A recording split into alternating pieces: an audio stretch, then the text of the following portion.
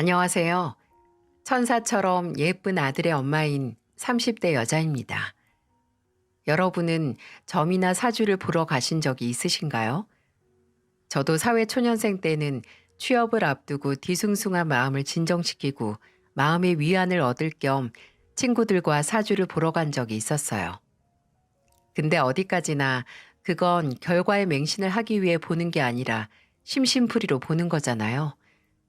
충분히 믿지 않으면 고뇌 속에 살게 되고 지나치게 믿으면 기만당할 수 있다고 그냥 듣고 흘릴 만한 사주나 점의 결과가 주객전도가 돼서 사람의 인생을 쥐락펴락하면 안 될 노릇이죠.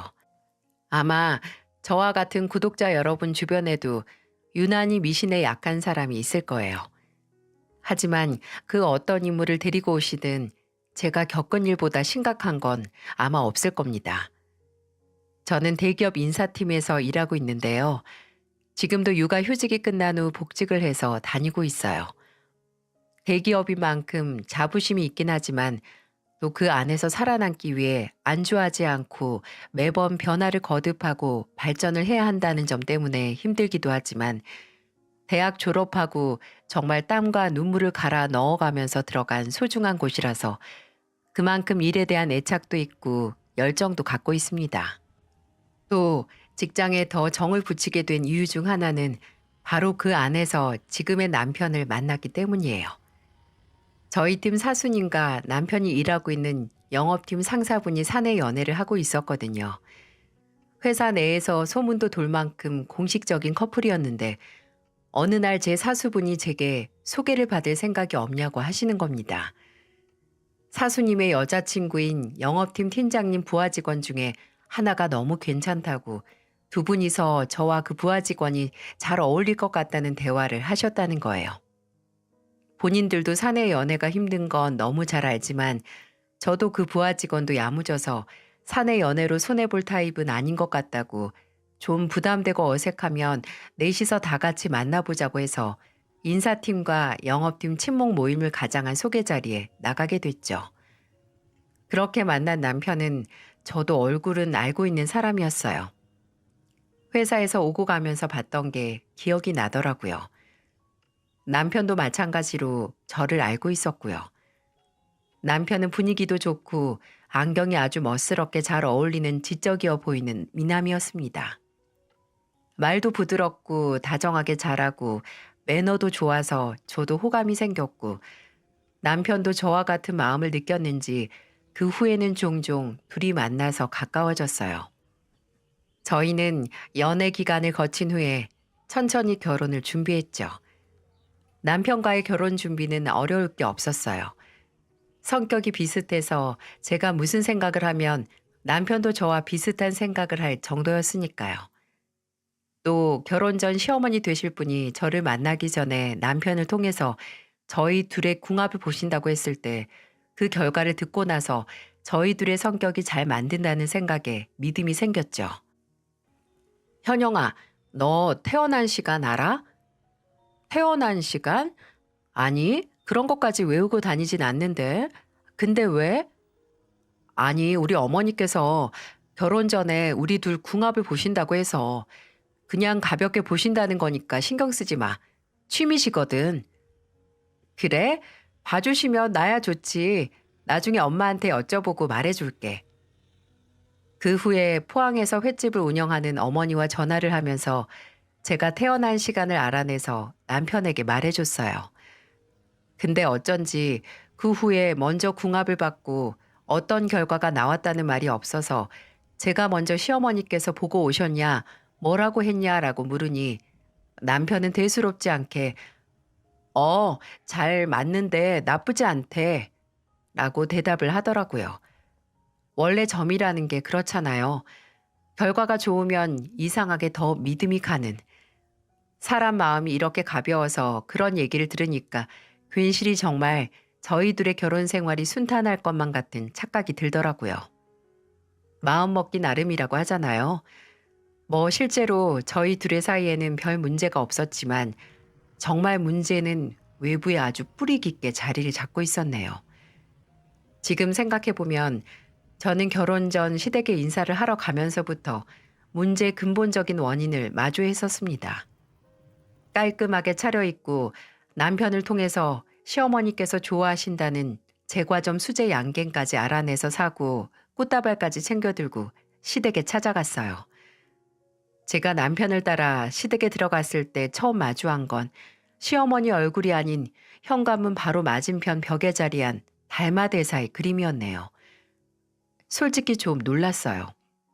그렇게 사람 키만큼 큰 달마 그림은 처음이었거든요. 제가 그림이 진짜 크네라고 중얼거렸는데 남편은 어깨를 으쓱거리면서 시어머니께서 친구분께 받아온 그림이라고 했어요.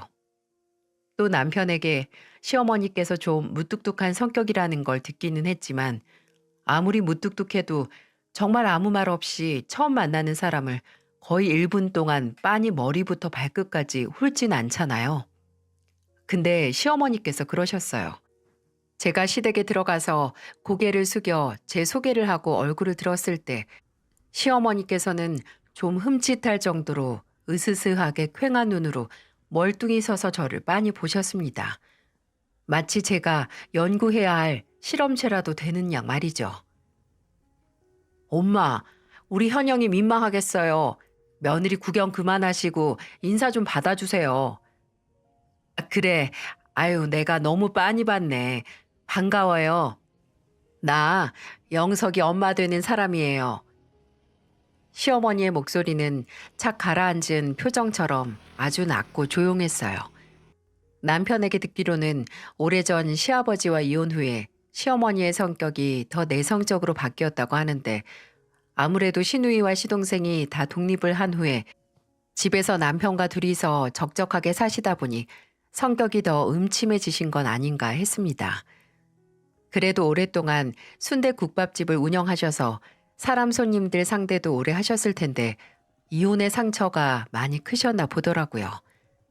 근데 본격적으로 자리에 앉아서 시어머니께 저희 집이나 포항에 계시는 어머니, 그리고 서울에서 태권도장을 운영하는 남동생 이야기를 하면서 점점 제 코를 스치는 묘한 향이 있었어요.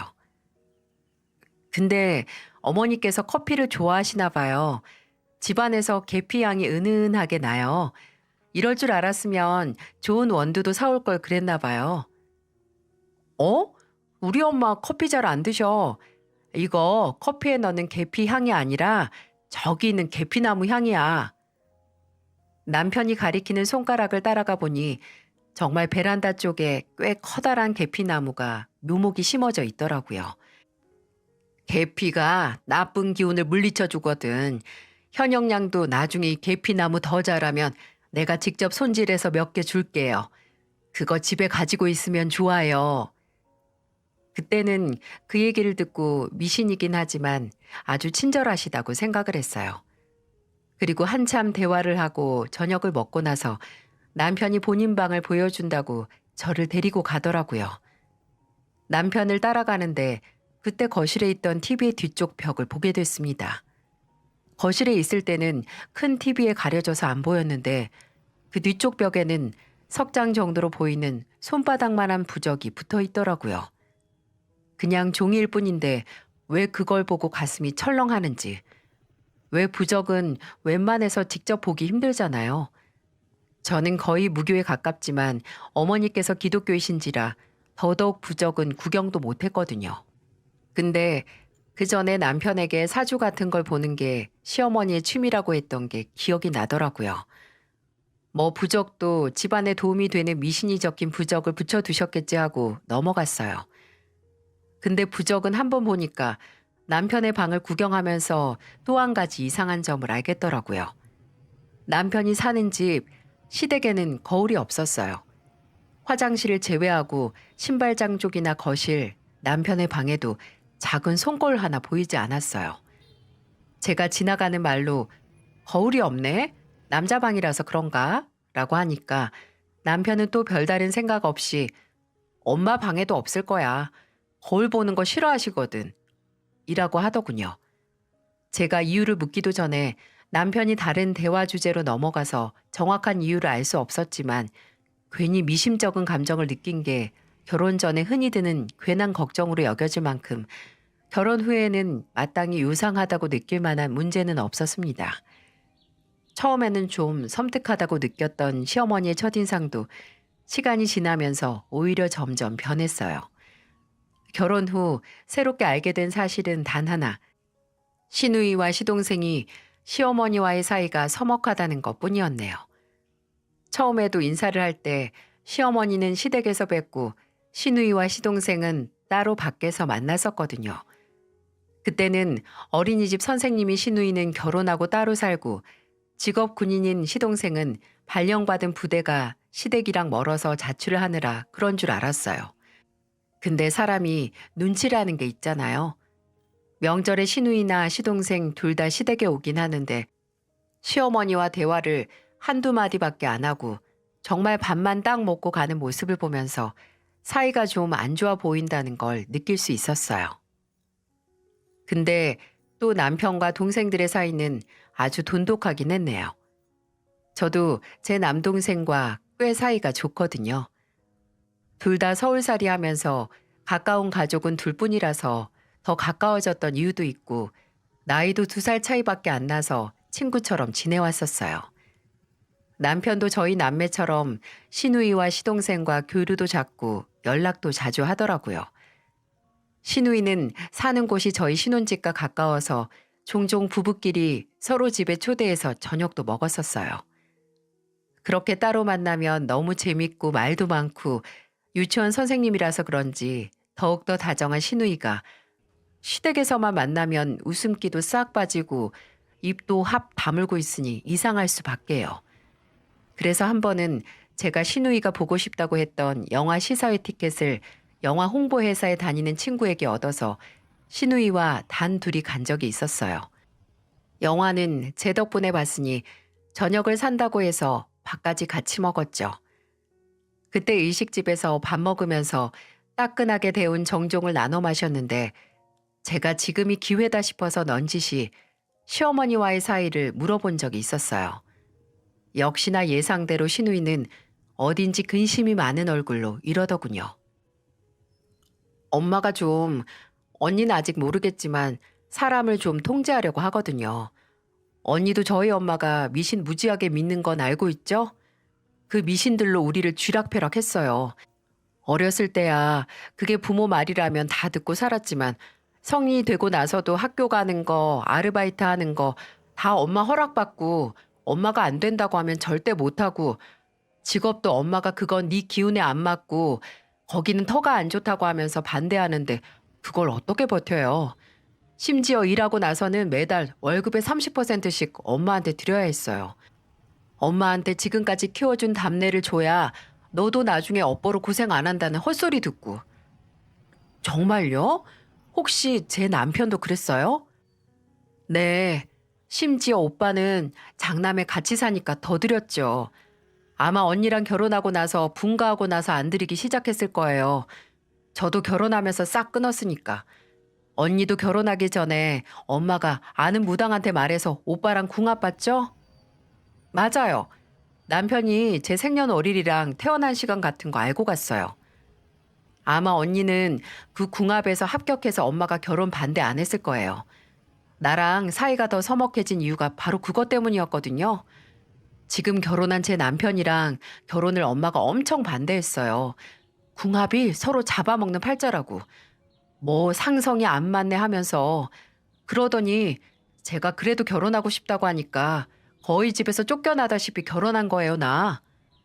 아, 그래서 아가씨가 거의 혼자서 시댁에 왔던 거예요? 네, 그렇게 반대한 집에 뭐하러 손잡고 데려가요. 무슨 말을 또 들으려고. 작은 오빠도 결혼하겠다는 여자 있었는데 엄마가 또 궁합 보고 절대 안 된다고 반대하는 바람에 헤어지고 군대에서 다른 근무지로 바꿔달라고 해서 발령받고 자취 시작한 거거든요. 엄마랑 같이 못 살겠다고 하면서. 엄마는 약간 자식을 소유물로 대하셨어요. 그나마 큰오빠가 계속 엄마 그런 점 같이 살면서 참고 살았고 저도 작은 오빠도 큰오빠가 있으니까 지금까지 엄마랑 얼굴 보면서 살았지 안 그랬으면 벌써 옛날에 연 끊었을 거예요. 그 얘기를 듣고 나니 거대한 달마 그림이 있고 벽에 부적이 붙어 있고 거울이 없는 시댁이 더 기이하게 느껴지더라고요. 미신만 믿고 자식들을 마음대로 하려고 할 정도로 맹신을 할 거라고는 생각도 못 했는데 이 정도라니. 근데 제가 심각성을 못 느낄 수밖에 없었던 게 시어머니는 정말 다른 문제들로 저를 힘들게 하지도 그런 낌새도 안 보이긴 하셨거든요. 제가 주변에서 듣는 여느 시어머니들과 다를 게 없었어요. 종종 저희 집에 오시면 현관 앞 거울을 보면서 저기다가 거울 두지 마라. 소파는 현관문하고 등 돌리고 있으면 안 된다는 소리를 하셨지만 그냥 지나칠 정도의 말이었죠. 하지만 그건 모두 빙산의 일각, 폭풍 전 고요와 같은 아직 드러나지 않은 공포 그 이상 그 이하도 아니었습니다. 결혼하고 1년 뒤에 제가 임신을 하고 출산을 앞뒀을 때 사건이 터졌어요. 제가 임신 34주 정도 됐을 때 남편이 인도네시아로 2주짜리 출장을 가게 됐거든요.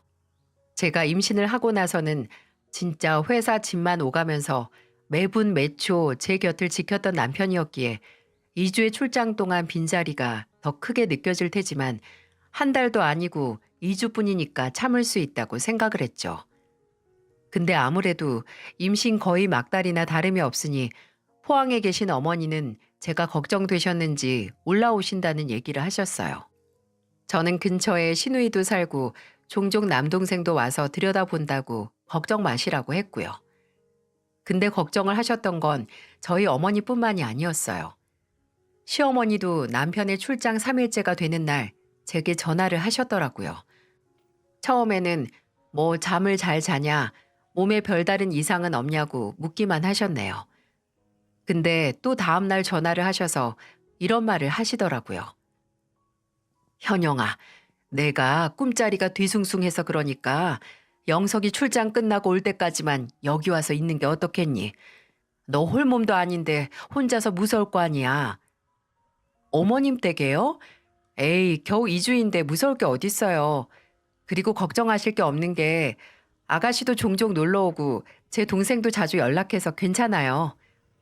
아무리 그래도 진짜 필요할 때 옆에 아무도 없으면 어떡해. 그러지 말고 여기 와서 있어. 어?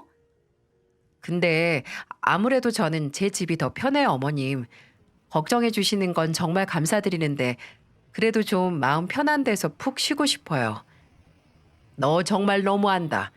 내가 이렇게 걱정돼서 애원을 해도 잠깐 와서 있는 것도 힘드니? 내가 너 여기 오면 일을 시키길 해, 뭘 해?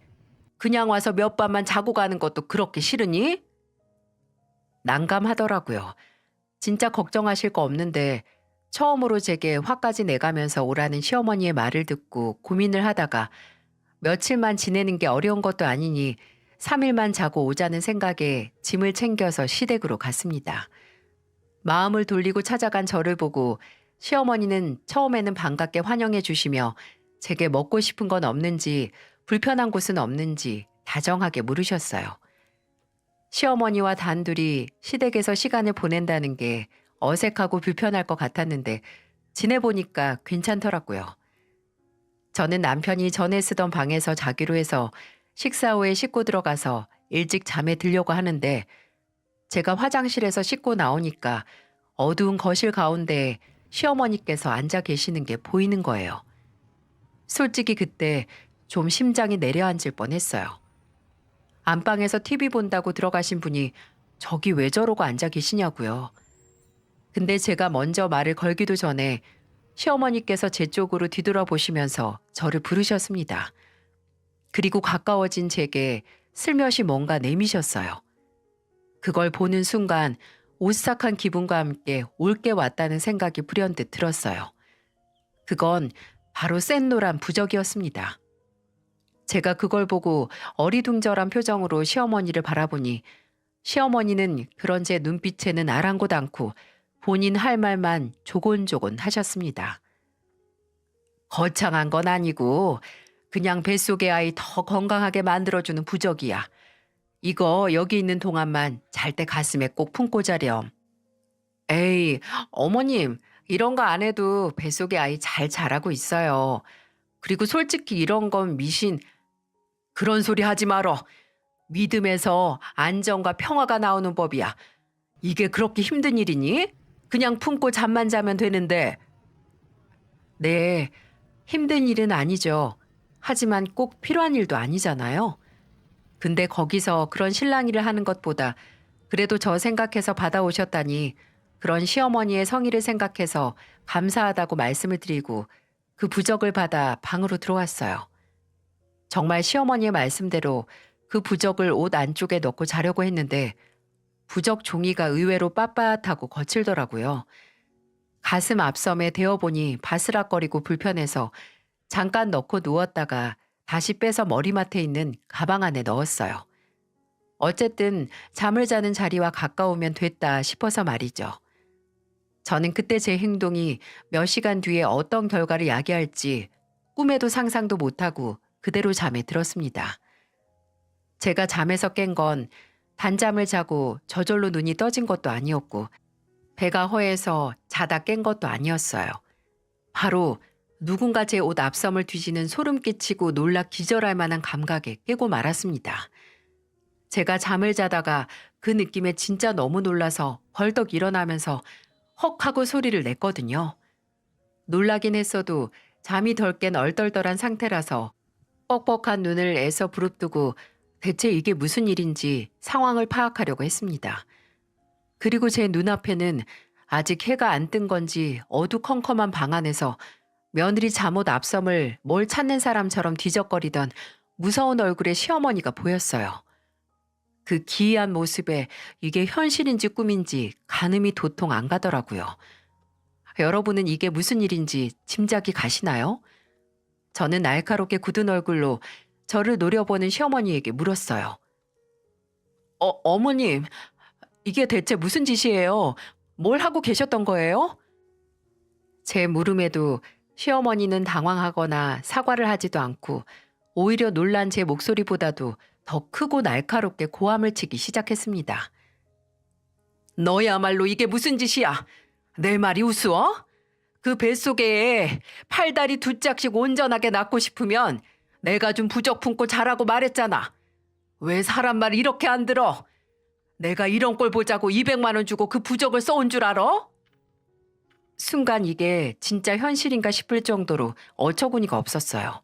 아니, 본인이 준 부적을 제가 진짜 품고 자나 안 자나를 확인하려고 해도 안 뜬 새벽에 몰래 들어와서 자고 있는 며느리 앞선까지 풀어 헤쳐가면서 확인을 하다니 제정신인가요? 이게 말이나 되냐고요. 근데 또 이것뿐만이 아니었어요. 시어머니는 본인의 기이하고 상식 이하의 행동에 전혀 문제가 없다고 생각하는지 경악에 찬 표정이 된 제 얼굴을 보고 더 충격적인 말들을 쏟아내기 시작했습니다. 내가 아는 무당이 지금 네 애 뱃속에서 온전치가 않다고 하더라. 품고 있는 산모가 부정한 짓을 저질러서 애가 고통받고 있다고. 지금 제정신이세요? 뭐 부정한 짓이요? 제가 도대체 무슨 짓을 했는데요? 내가 지금 이 얘기까지 하려고 하지 않았는데 너 그 뱃속에 정말 영석이 애는 맞니? 뭐라고요? 어머님, 지금 그게 할 소리예요? 도대체 그 무당이란 인간한테 무슨 말을 들었길래 이 야밤에 허무맹랑한 소리를 하면서 사람 속을 뒤집어 놓으시는 건데요. 무당이 네 애가 부정 탔다고 하잖아. 내가 처음에 네 사주에 남자가 많이 보인다는 무당 말 듣고 아무리 내 아들이랑 궁합이 좋아도 반대를 했어야 했는데 너 영석이 만나기 전부터 남자들 많이 후리고 살았지? 그리고 그 남자들 중에 하나에 베고 와서 내 아들 애인 척하는 게 아니냐 말이야. 안 그랬으면 무당이 왜 그런 소리를 해? 그 무당이 돌팔이 사기꾼이니까 그러겠죠. 그 말을 믿는 어머님도 제정신이 아니고요. 그게 말이나 돼요? 차라리 괜한 의심이 들면 이런 쇼하지 말고 솔직하게 말을 하세요. 그럼 아이 태어난 다음에 얼마든지 검사해서 이 애가 남편 애인 거 증명해 드릴 테니까.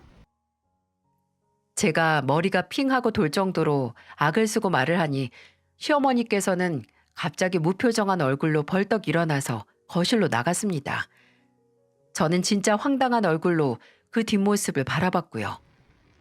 근데 이게 끝이 아닌지 거실에 나갔던 시어머니는 한쪽 손에 뭔가 기다란 걸 들고 다시 제가 있는 방으로 들어왔어요.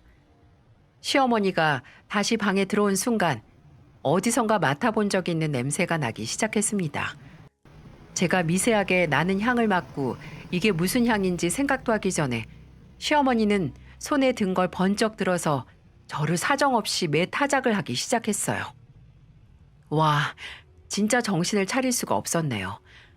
그리고 그렇게 맞으면서 점점 진해지는 향으로 보증도 못한 의심으로 정신이 나간 시어머니가 뭐로 저를 때리고 있는지 알 수 있었어요.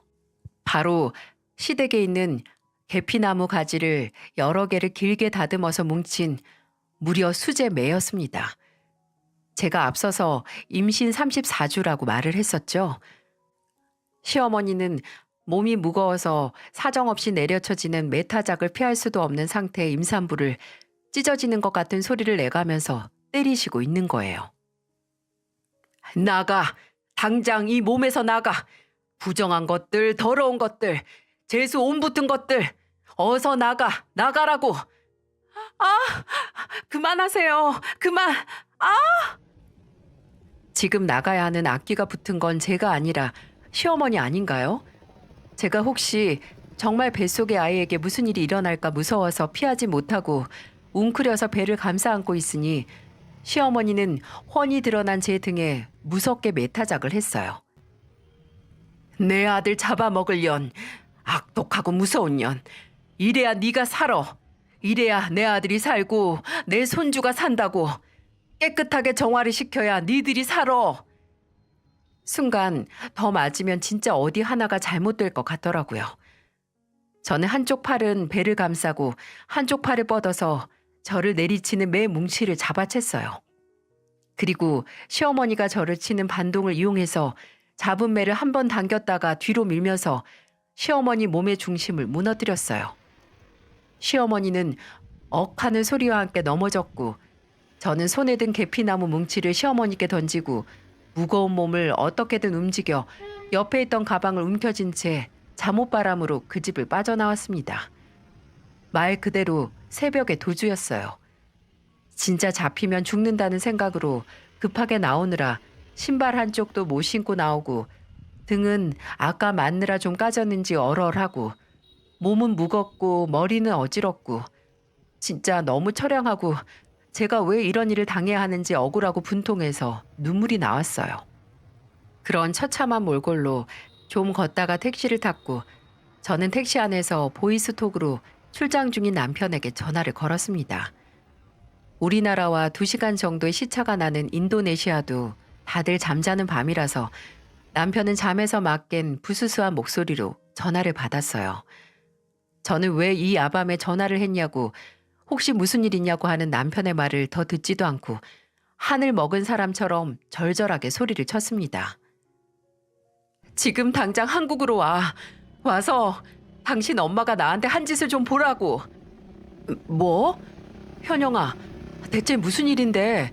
엄마가 뭘 했어? 너 괜찮아? 어디가 어떡해? 다 필요 없고 당장 한국 오라고. 와서 봐. 당신 당장 해 뜨고 아침 비행기 타고 안 오면 나랑 이혼일 줄 알아. 그때는 제가 이런 수모를 겪은 책임이 남편에게 있다고 생각을 했어요. 당장 남편이 이 꼴을 보고 모든 문제를 해결해야 한다고 굳게 믿었죠. 저는 그렇게 소리만 지르고 전화를 끊었고 그 후에 미친 듯이 울리는 전화는 받지 않았습니다. 집에 도착한 후에 혼자 있는 게 너무 무섭고 혼자 있고 싶지가 않아서 시간도 있고 포항에 계신 어머니께 전화를 했어요. 어머니 또한 잠에서 막 깬 목소리로 제 전화를 받자마자 무슨 일 있냐고 하셨고 저는 어머니의 목소리를 듣자마자 긴장이 풀린 사람처럼 진짜 목 놓아 울고 말았습니다. 어머니는 놀라셔서 그 길로 바로 콜택시를 불러서 서울까지 오셨고요. 몇 시간 뒤에 저희 집으로 도착한 어머니가 머리는 산발이고 한쪽 발은 새까맣고 얼굴 한쪽에는 생채기까지 있는 저를 보고 기함을 하셨어요. 저는 그런 어머니께 자초지종을 설명드렸고 어머니께서는 생전 처음으로 쌍욕까지 해가면서 무슨 그런 년이 있냐고 내가 당장 찾아가서 반토막을 내버릴 거라고 일을 가셨죠. 저는 어머니 얼굴을 보고 어느 정도 진정이 돼서 일단 먼저 씻었는데 그 과정에서 어머니는 제 등에 난 또 다른 상처를 보고 2차 충격으로 뒷목을 잡고 쓰러질 뻔했습니다. 분노를 하신 저희 어머니는 점심때쯤 아침 비행기를 타고 출장 일정을 다 끝내지도 못하고 한국에 들어온 남편이 집에 들어오자마자 바로 달려가 뺨을 올려붙이셨어요. 그리고 남편의 가슴을 주먹으로 퍽퍽 치면서 고함을 치셨어요. 이게 뭐야? 지금 내 딸 꼴 좀 보라고. 김서방 자네 어머니라는 작자가 임신한 며느리를 이 꼴로 만들어놨어. 이게 말이나 되나? 말이 돼? 내가 내 딸 복날 개만도 못한 데저 받게 하려고 자네랑 결혼 허락한 줄 알아? 귀한 내 딸 데려갔으면 최소한 인간 대접 받고 살 수 있게 했어야 하는 거 아닌가? 이 사단이 날 때까지 자네는 대체 뭐 한 거야? 아직 제 자초지종을 듣지도 못하고 그저 바로 한국으로 들어온 남편은 진짜 복잡한 표정으로 어머니께 맞고만 있었어요. 저는 저희 어머니를 진정시키고 남편에게 그날 있었던 말도 안 되는 사건을 설명했습니다. 제가 말이 길어질수록 남편의 표정은 마치 흙탕물처럼 칙칙해졌고 입도 못 대더라고요. 제 설명을 다 들었을 때 남편은 고개도 들지 못하고 저와 제 어머니에게 용서를 빌었죠. 현영아, 내가 진짜 입이 10개라도 할 말이 없다. 정말 미안해. 몸은? 몸은 어디 잘못된 데는 없어? 지금의 등을 좀 봐, 등을.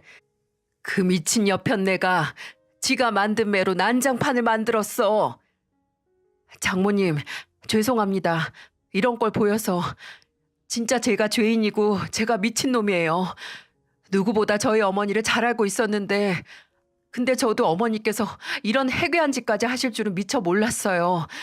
믿어주세요. 이런 징조가 보였다면 바로 잡았을 겁니다. 그리고 이제라도 제가 바로 잡을게요. 제가 당장 가서 어머니께 사과도 받고 앞으로 절대 이런 일 없도록 단단히 경고하겠습니다. 장모님, 죄송합니다. 현영아, 내가 정말 미안해. 그렇게 울먹거리던 남편은 휴대폰만 챙기고 그대로 일어나 시댁으로 향했어요. 끝을 내겠다는 비장한 말을 남긴 채 말이죠. 저는 일단 혹시나 몸에 문제가 없는지 어머니와 함께 문 여는 시간에 맞춰 병원에 찾아갔습니다. 맞을 때는 배가 땅땅해져서 혹시나 싶었는데 다행히 아이에게는 문제가 없었어요. 그리고 매를 맞으면서 난 상처들까지 치료와 진단서를 끊고 다시 집으로 갔습니다. 그리고 어머니께서 써주신 죽을 좀 먹고 있으니 남편이 돌아왔고요. 남편은 나가기 전보다 더 피곤해 보이는 얼굴로 저와 어머니 앞에 시어머니와의 대화를 녹음해 왔다며 휴대폰을 보이며 음성 녹음 파일 하나를 켰습니다. 정말 끝을 내고 왔다는 말과 함께요. 이거예요? 엄마, 이걸로 현영이 때렸어요? 난 걔가 아니라 걔 안에 있는 부정한 악기를 때린 거야. 대체 언제까지 그러실래요? 그 말도 안 되는 무당 말만 믿다가 남편도 떠나고 자식하고도 멀어지고도 아직도 정신을 못 차렸어요? 정연이 결혼 문제로 싸우신 다음에는 그래도 자중하신다고 바뀌겠다고 했잖아요. 내가 뭘 했다고. 다 널 위해서 한 거야. 걔 배에 부정한 악기가 들었다고 하잖니. 너 뱃속에 진짜 네 애인지 확인은 했니? 나중에 낳고 나서 후회하지 마라. 지금 네 아니 걱정하고 해결해 주는 거 이 엄마뿐이야. 해결이 아니라 문제를 일으키는 게 엄마뿐이에요. 저도 이제 엄마한테 두 손 두 발 다 들었어요. 정연이랑 기석이처럼 저도 이제 엄마 안 봐요. 어떤 미친 시어머니가 며느리가 귀신에 씌었다고 이 빌어먹을 나무가지들로 매타작을 해요. 평생 그렇게 본인 속여먹는 게 누군지 깨닫지도 못하고 장님처럼 살다가 외롭게 늙으세요. 그 무당이란 인간 진짜 어머니를 걱정해서 조언을 하는 건지 꼭두각시처럼 부리기만 하는 건지 잘 생각해 보시라고요. 평생 혼자서. 음성 파일 속의 남편은 무서운 고함 소리와 함께 시어머니에게 작별을 고했습니다. 그리고 들고 들어왔던 쇼핑백에서 예상치도 못한 물건을 꺼냈어요. 바로 제가 맞은 시어머니가 들고 저를 때렸던 계피나무로 만든 매였어요. 남편은 저를 폭행한 증거물이라서 가져왔다고 신고할 때 증거로 제출하기 위해 가져왔다고 하더라고요. 저나 저희 어머니가 신고를 원한다면 적극적으로 시어머니에 대해서 증언도 하고 돕겠다고 했죠. 저희 어머니가 예전에 무당 하나를 알고 지내면서부터 변하셨어요. 현영이 너한테도 말 못했지만 사실 그 문제로 그 무당이 소개해준 듣도 못한 종교까지 빠져서 아버지랑 헤어지신 거야. 아버지가 살림까지 거덜내가면서 무당이랑 종교에 돈 쏟아붓는 어머니를 견디지 못하셔서 어린 우리들까지 데리고 가려고 하셨거든요. 그래서 진짜 너무 부끄러워서 말을 못했어요. 그래도 점점 나아지시고 자중하겠다고 변하겠다고 매번 약속하셨으니까 결혼하고 다른 문제가 없어서 진짜 달라지신 줄 알았는데 그럴 리가 없었지. 정말 달라질 수 있었던 사람이면 달라져야 하는 일도 만들지 않았겠지. 현영이 너한테도 그렇고 장모님께도 뭐라 제가 드릴 말씀이 없습니다. 정말 죄송합니다. 평생 어머니와 연 끊고 두 번 다시 현영이가 그런 일 당하지 않게 할게요. 약속해요. 제발 저 한 번만 믿어주세요. 나 정말 이제 두 번 다시 어머님, 아니 그 사람 얼굴 보고 싶지 않아. 근데 솔직히 당신 말을 100%못 믿겠어. 진짜 당신 어머니랑 완전히 연 끊고 죽는 날까지 안 보고 살 자신 있어? 여보, 나한테는 물론 어머니긴 하지만 이제 나한테 제일 중요하고 1순위인 건 내 가족인 당신이랑 우리 아이야. 내 가족 위협한 사람은 나도 어머니라고 생각하고 살고 싶지 않아. 내가 평생 살면서 당신한테 내 말이 진심이라는 걸 증명하고 살게. 제발 믿어줘, 여보. 그릇된 믿음을 가진 어머니가 부끄러워서 숨겼던 비밀을 고백하면서 서럽게 우는 남편을 보고 같은 인간으로서 참 안타깝더라고요. 그걸 보고 정말 저를 이혼까지 하게 할 생각까지 하던 저희 어머니도 그 마음을 접으셨고요. 남편은 제게 걱정 말고 시어머니를 폭행죄로 고소하자고 했지만 그때 저는 그럴 의지가 남아있지 않았어요. 일단 그 충격적인 사건을 잊고 얼마 남지 않은 출산에 집중을 하고 싶었거든요. 제 마지막 태교가 메타작으로 끝나면 안 되잖아요. 그리고 그 사건을 알게 된 시누이와 시동생도 남편 때문에 근근히 이어오던 시어머니와의 연을 끊기로 해서 자식 3명이 모두 뒤돌아선 게 시어머니에게 있어서 고소보다도 더 무섭고 끔찍한 벌은 아닌가 싶었어요. 근데 그런 제 마지막 남은 인간으로서의 자비도 모르고 시어머니는 그 후로 몇 차례 제게 전화를 해서 저주와 같은 말을 퍼부었어요. 사건이 일어난 다음 날 바로 시어머니의 번호는 저도 남편도 차단을 했는데 모르는 번호로까지 전화를 해서 제게 이딴 말이나 했네요. 내가 너 이럴 줄 알았어. 너같이 부정탄 물건을 집안에 들이는 게 아니었어. 너 때문에 내 아들, 딸 다 내 연락을 안 받아. 너같이 재수없는 년 때문에. 나 때문에 연락을 안 받는 게 아니라 그쪽이 정신이 나가서 안 하는 거예요. 더 이상 연락해서 사람 괴롭히면 나도 더 이상 안 참고 폭행죄로 평생 감옥에서 썩게 할 테니까 그렇게 알아요. 못 믿겠으면 그쪽이 가족보다 더 믿는 무당한테 물어봐요. 그쪽이 미래에 감옥에서 후회하는 모습은 안 보이는지. 그 후로도 몇 번 더 전화가 오긴 했지만 모르는 번호는 다 무시했고 출산 전까지 제 곁에 계시던 어머니께서 대신 받고 쌍욕을 퍼부어 주셨기에 별다른 타격은 없었습니다. 시어머니는 완전히 가족들에게 버림을 받았고 그 후로 별다른 문제가 없어서 저도 애써 있었던 일은 잊고 건강하게 아들을 낳을 수 있었어요. 남편은 시어머니와 완전히 연을 끊겠다는 약속을 지켰기에 별다른 걱정 없이 육아휴직 동안 아들을 키울 수 있었고요. 시누이도 종종 찾아와서 저를 도와줬고 또 제게 미안하다는 말도 했습니다. 시어머니를 잘 아는 자식이 본인인데 제게 일어난 안 좋은 일을 막지 못한 것 같다고 하면서요. 근데 저보다도 더 오랫동안 시어머니의 말도 안 되는 행포에 당해온 게 시누이고 그 자식들인데 제게 미안할 게 뭐가 있겠어요. 근데 이게 끝이 아니었어요. 저나 자식들의 인생에서 완전히 사라졌다고 생각했던 시어머니가 마치 눌러붙은 귀신처럼 다시 나타나 저와 가족들의 속을 뒤집는 사건이 있었습니다. 원래 폭풍이 오기 전 하늘이 가장 맑고 아름답다고 하죠. 시간이 흘러 제 아들의 돌잔치에서 사단이 나게 됐어요. 돌잔치가 다 끝나갈 때쯤 저희가 있던 파티 홀 밖에서 좀 소란스러운 소리가 들리는 거예요. 남편이 무슨 일인지 보고 오겠다고 했고 저는 몇 분이 지나도 오지 않는 남편이 걱정돼서 아들을 어머니께 맡기고 뒤따라 밖으로 나갔죠. 그렇게 나간 곳에 남편은 혼자가 아니었어요.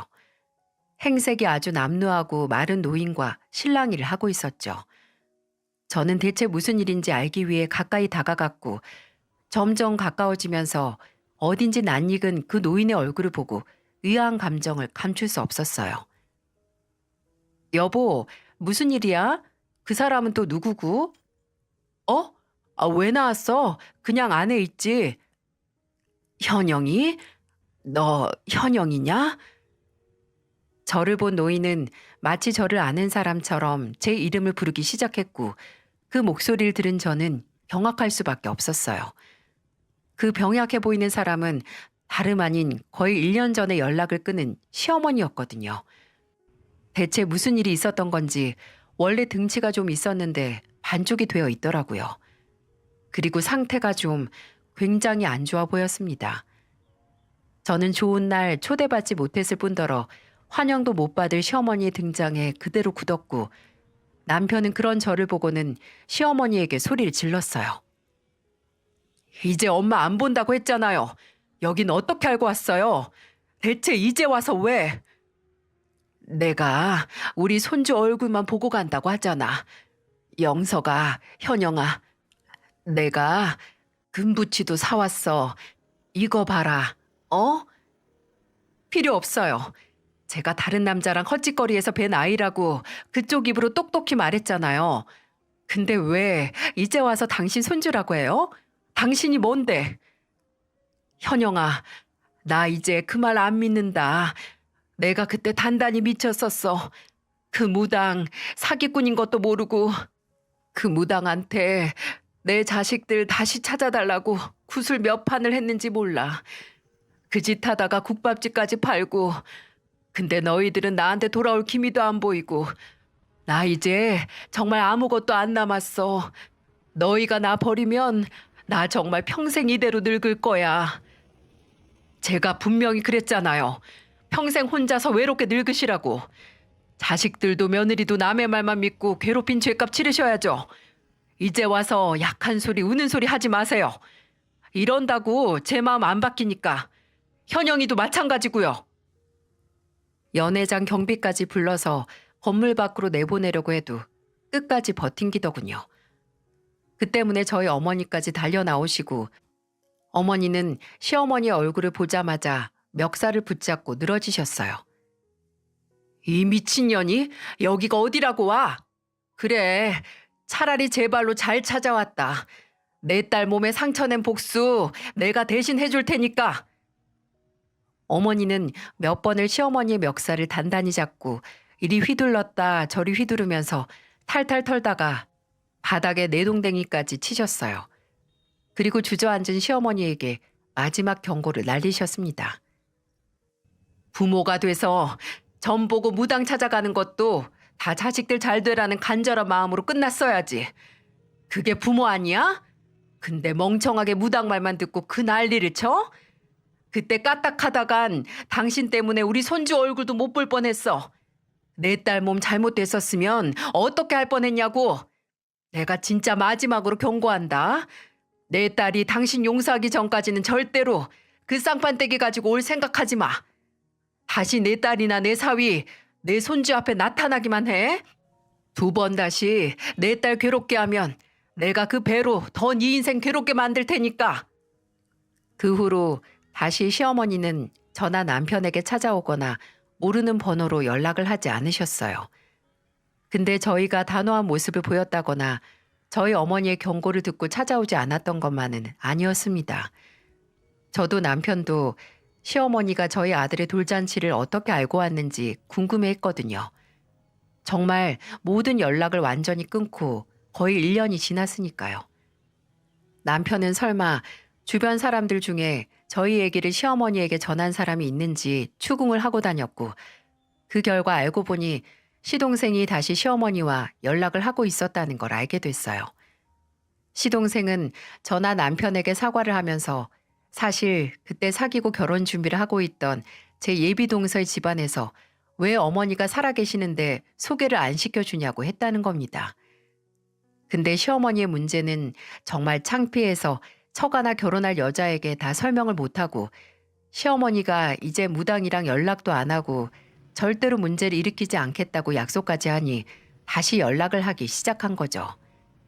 그때 제 아들 돌잔치에 대한 정보를 시어머니에게 흘리고 만 거고요. 남편은 시동생에게 시어머니와 연락할 거면 이제 너도 나랑 연 끊자고 단단히 일렀고, 시동생은 아주 손사래를 치며 이제 그럴 일 없다고 했어요. 안 그래도 다시 시어머니와 연락을 끊어야 하나 고민 중이었다는 겁니다. 시어머니는 그렇게 1년 동안 식당도 잃고 외롭게 지내면서도 정신을 완전히 차리지 못한 건지 시동생이 결혼할 여자를 소개시켜주고 나니 또 관상을 운운하면서 결혼을 반대했다고 해요. 집버릇 개 못 준다고 몇 년 동안 고수해온 삶의 방식을 놓지 못한 거죠. 눈앞에 보이는 사실이 아닌 미신에만 의존하고 맹신하는 그 방식 말입니다. 저는 이 사건으로 그릇된 믿음이 가족도 밥벌이도 모두 잃게 만들 수 있다는 걸 실감했어요. 진짜 그 문제로 가족을 잃었으면 미신 같은 건 쳐다도 안 보게 될 테고 후회도 할 텐데 대체 왜 끝까지 고쳐지지 않는 걸까요? 통탄스럽고 같은 인간으로서 어쩌다 그런 믿음을 갖게 된 건지 하는 생각에 안타깝기도 합니다. 돌잔치 사건이 있고 넉 달은 지난 지금도 시어머니와는 일절 연락을 안 하고 없는 사람처럼 지내고 있습니다. 시동생 사건까지 겹쳐서 이제 저보다도 남편이 절대 변치 않을 시어머니에게 학을 떼고 있어요. 남편은 그래도 나중에 제가 시어머니를 용서하고 나서 다시 만날 일이 만에 하나라도 있지 않을까 했었는데, 이제는 정말 2번 다시 시어머니를 만나고 싶지 않다고 제게 말하더군요. 잘된 일이죠. 저도 시간이 지나도 시어머니를 용서하고 다시 얼굴 볼 일이 없다고 생각을 했거든요. 바뀌겠다, 안 그러겠다, 그렇게 약속을 하고 나중에 또 돌변해서 저희 아들에게까지 해코지를 하게 되면 어쩌나요? 부모인 제가 미리 약이 될 수 있는 일말의 사고를 막아야죠. 믿음이란 사람의 인생에 용기도 안정도 주긴 하지만 그릇되고 비틀리고 방향성이 잘못된 믿음은 본인의 인생뿐만 아니라 소중한 사람의 인생까지 위협하는 것 같습니다. 실체도 없는 것에 맹신을 하다 정작 정말 믿어야 하고 소중한 존재를 잃고 만 거죠. 이래서 사람은 본질을 볼 줄 알아야 하는 건가 봐요. 이야기를 들어주신 소중한 구독자 여러분은 부디 본질을 알고 후회할 일은 생기지 않는 삶을 사시길 바랍니다. 그리고 꼭 사주나 점은 정말 심심풀이 그 이상 그 이하도 아니게 흘려 들으시고요. 들어주셔서 정말 감사합니다. 모두들 건강하세요.